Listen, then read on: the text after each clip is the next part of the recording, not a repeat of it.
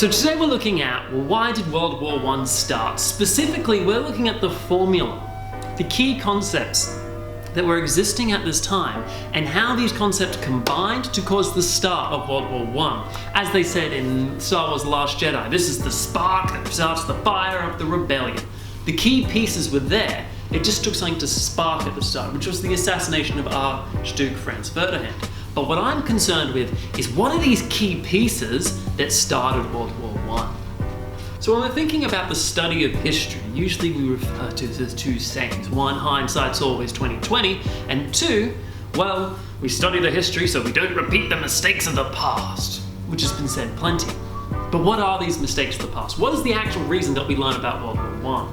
Well, the main thing we want to learn is, how do we not create conditions in a world that promotes a world war that kills millions of people? Because the death of millions of people is really bad, I think we can universally say.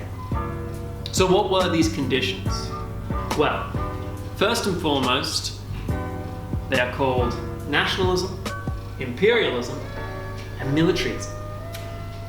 Nationalism is referring to, okay, my country is very strong, it's very powerful, I'm very passionate about my country. I believe my country is the best, and we'll show that we're the best and we're powerful and effective in that matter.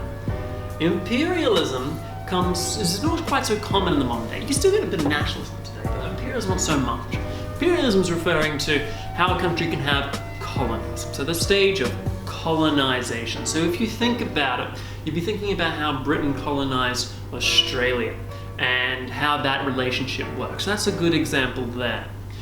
Now, with having a colony, those countries are linked through a system of government, so they own them, they can control them. And there were lots of colonies at the start of World War I. We're talking, France had their own set of colonies. So they had colonies in Africa. Also, England had more colonies than just Australia. This was what caused it to be a global conflict. All these links are colonies. Militarism. So militarism, it's referring to this notion. Militarism, when you look back at it, it seems very strange, because we did learn from World War I, and militarism is the belief that war is good. That war is good. That war is a great way to show the power of a country. The country should have a strong military.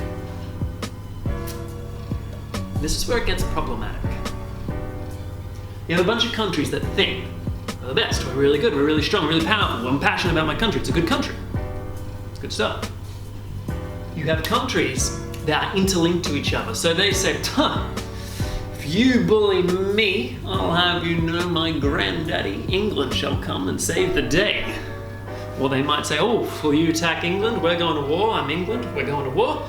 That's all good. I'm taking these several countries with me because they also are linked. So you're not just attacking one country, you're attacking a stream of allies. And militarism. Let's go to war. It's going to be good. Thumbs up. So they go together, and then that's how we get World War I. Because we got people saying, my country's great, I have a lot of countries as friends, so Jim will come help me. And militarism. War's good. Let's go to war. A simple spark can start a war when you have these three concepts very prominent together. It doesn't take much, because war is good, we have lots of friends, and nationalism. That's why so many people died during World War I. That's why this whole conflict started. And the question you really want to be asking yourself, was it worth it? Well, what was actually gained out of this war?